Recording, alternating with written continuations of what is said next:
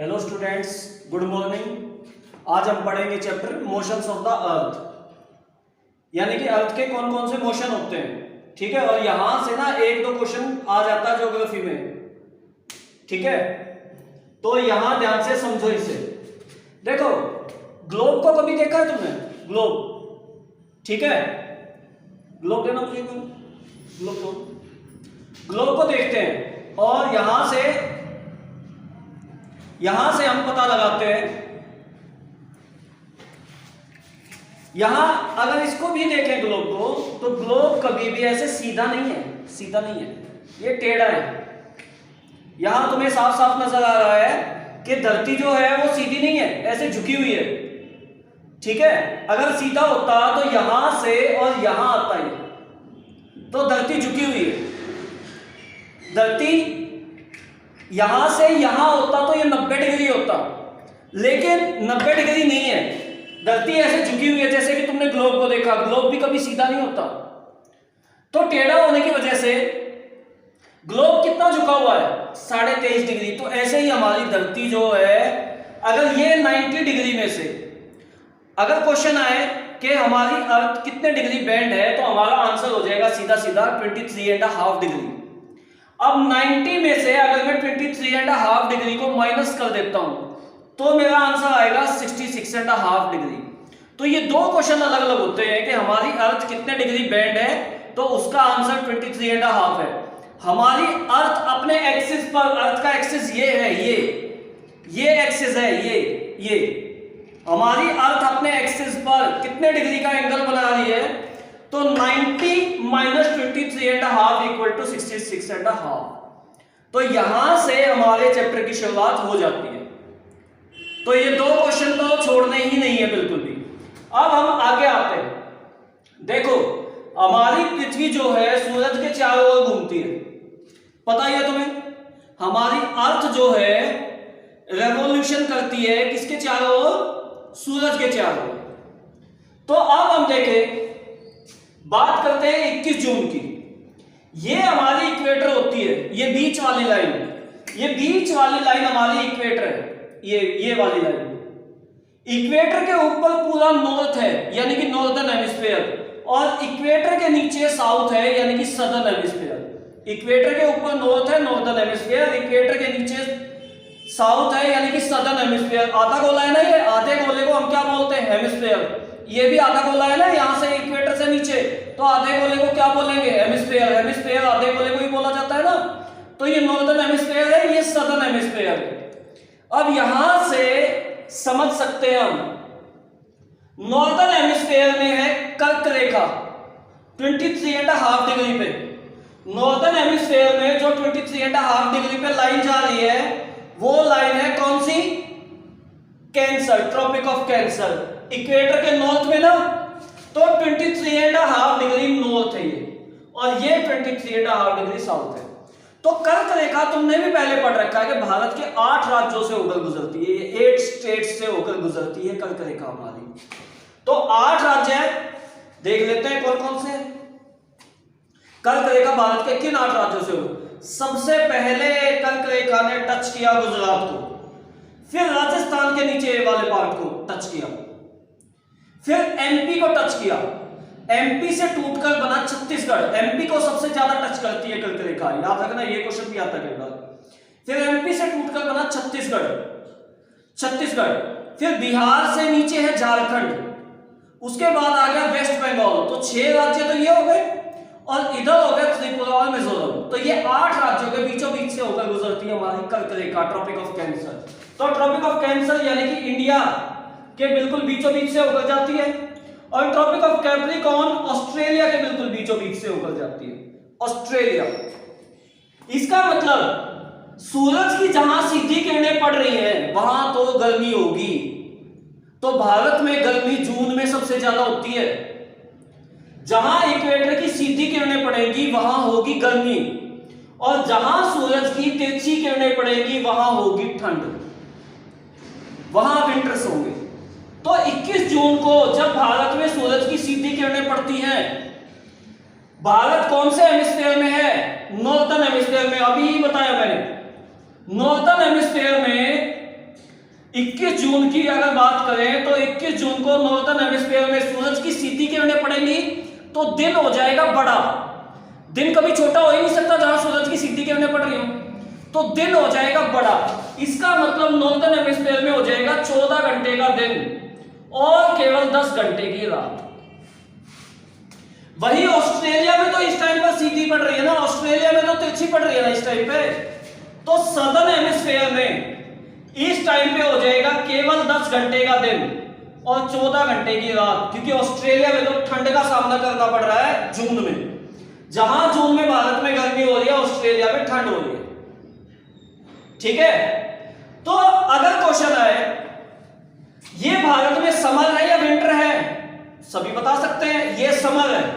भारत में समर है तो इस सिचुएशन को 21 जून वाली सिचुएशन को क्या कहा जाता है, समर सोल्स्टाइस।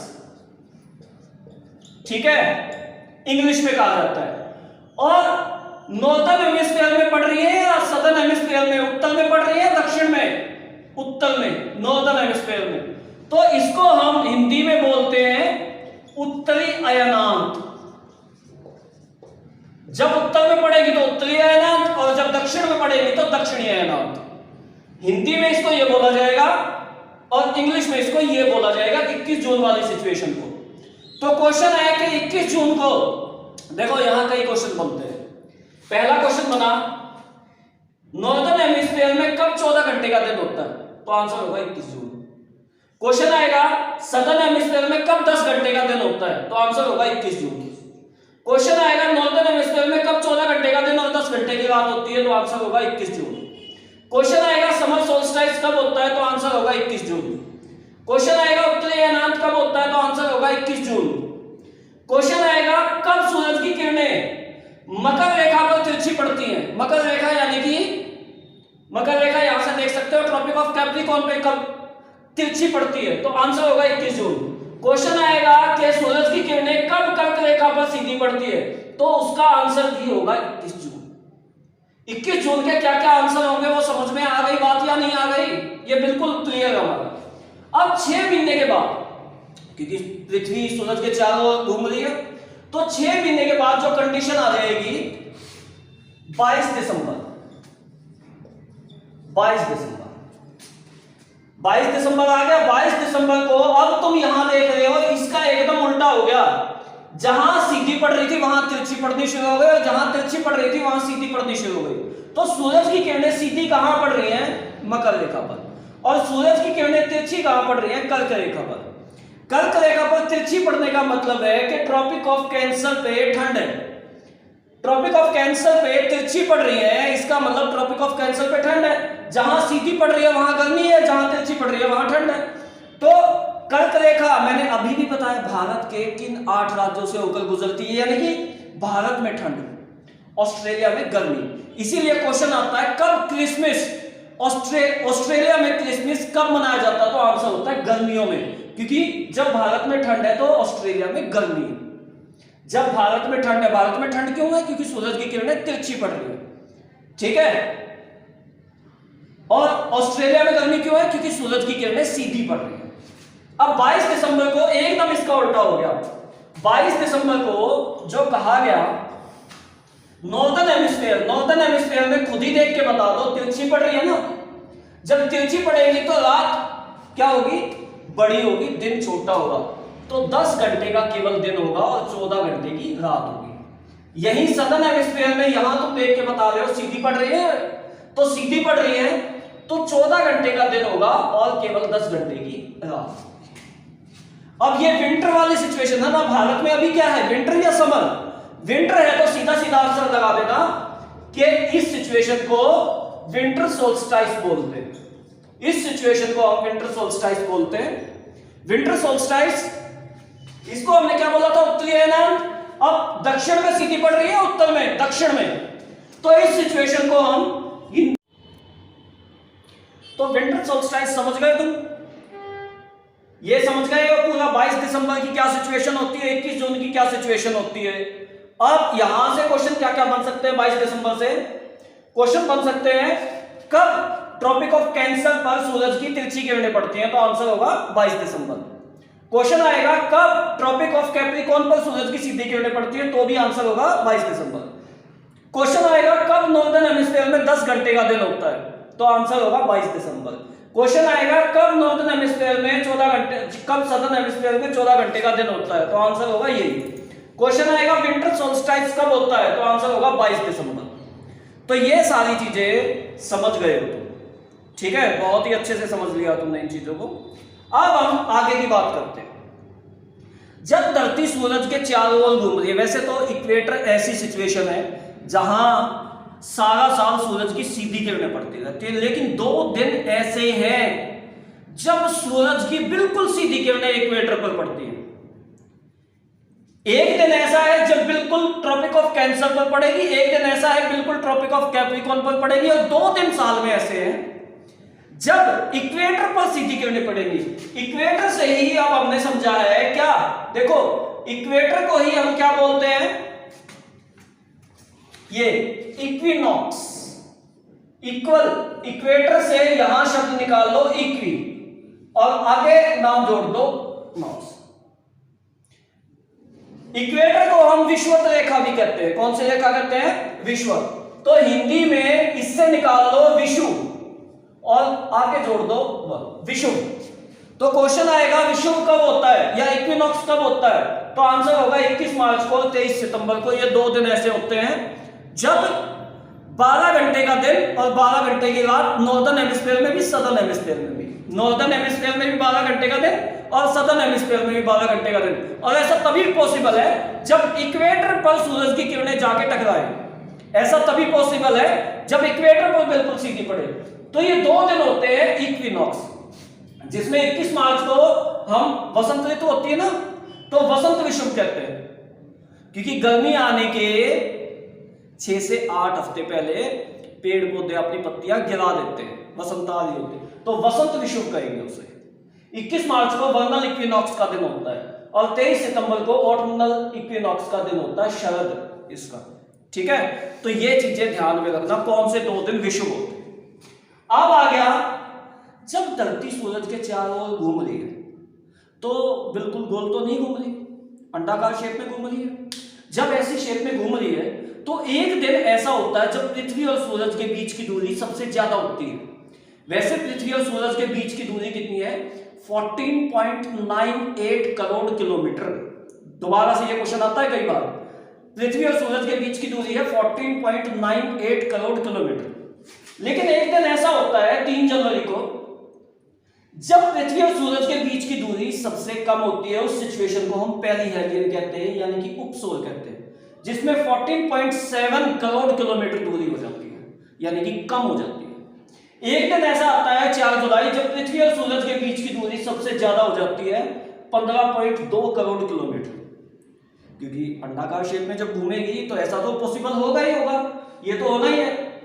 अब पृथ्वी का अपने एक्सिस पर घूमना, पृथ्वी का अपने एक्सिस पर घूमना कहलाता है रोटेशन, जिसको हम मोशन कहते हैं या हिंदी में घूर्णन भी कह सकते हैं, ठीक है। दैनिक गति भी इसको कह सकते हैं, डेली। तो पृथ्वी जब अपने एक्सिस पर, देखो यहां सूरज है, यहां पृथ्वी है, तो सूरज जब पृथ्वी अपने एक्सिस पर घूमेगी तो दिन और रात होंगे ना, यहां दिन है तो पीछे रात है, अब यहां रात हो गई, यहां दिन हो गया। तो अपने एक्सिस पर घूमने की वजह से दिन और रात होते हैं। जो टाइड्स आते हैं ना, टाइड्स में उछाल होता है, वो भी दैनिक गति की वजह से होता है। और change in direction of winds, जो हवाओं में परिवर्तन होता है, वो भी रोटेशन की वजह से होता है। अब पृथ्वी जो है, देखो कोई भी ये गोला है, या हम ग्लोब को ले लेते हैं। ग्लोब में अब तुम देख रहे हो ये वाला पार्ट है, ये वाला पार्ट जब दोबारा आएगा तो 24 घंटे हो चुके होंगे ना। तो पृथ्वी जो अपने एक्सिस पर घूमती है वो 24 घंटे में 360 डिग्री घूमती है, 24 घंटे में 360 डिग्री घूमती है, और वेस्ट टू ईस्ट घूमती है, याद रखना। 24 घंटे में 360 डिग्री, तो इसका मतलब 1 घंटे में 360/24, तो 1 घंटे में 15 डिग्री पृथ्वी अपने एक्सिस पर घूम जाती है। 1 घंटे में 15 डिग्री पृथ्वी अपने एक्सिस पर घूम जाती है। वो हम अगले चैप्टर में डिस्कस करेंगे, जो कि हमारा नेक्स्ट चैप्टर होगा ग्लोब, इसके बाद। तो ये चीज समझ में आ गई। और रेवोल्यूशन के कारण क्या होता है, जब धरती सूरज के चारों ओर घूमती है, तो ये अभी तुम नहीं पढ़ा, कभी सर्दियां आती है, कभी वसंत ऋतु आती है, कभी ये आता है, तो इसका मतलब सीजन्स आते हैं। जब धरती सूरज के चारों ओर घूमेगी, रेवोल्यूशन बोलेंगे, ठीक है। तो रेवोल्यूशन किसको बोलेंगे, जिसकी वजह से सीजन्स आए। 365 दिन और 6 घंटे, यही 6-6 घंटे 4 साल में मिलकर लीप ईयर का निर्माण कर देते हैं। इससे लेंथ ऑफ डे और नाइट, क्या तुमने देखा ना रेवोल्यूशन से डे और नाइट की लेंथ में यहां फर्क पड़ा या नहीं पड़ा। तो ये हमारा चैप्टर था मोशंस ऑफ द अर्थ। उम्मीद है कि तुम सबको बहुत अच्छे से समझ में आ गया होगा। यहां से जितने भी क्वेश्चन बनेंगे अब तुम आराम से कर पाओगे, कहीं से भी अपनी क्वेश्चन सीरीज तुम करने की कोशिश कर सकते हो, ठीक है। इस वीडियो को जरूर देखना है तुम्हें कि आगे तुम्हारी समझ बन पाए। एसएसटी का क्या क्या सिलेबस होता है, एसएसटी टीजीटी का, अगली क्लास में मैं वो तुम्हें डिस्कस करूंगा। और ये पार्ट 1 के लिए भी, जो DSSSB का पार्ट 1 आता है उसके लिए भी यूजफुल वीडियो है ये, और एसएसटी टीजीटी के बच्चे भी हैं तो उनके लिए भी यूजफुल वीडियो है ये। ठीक है, धन्यवाद।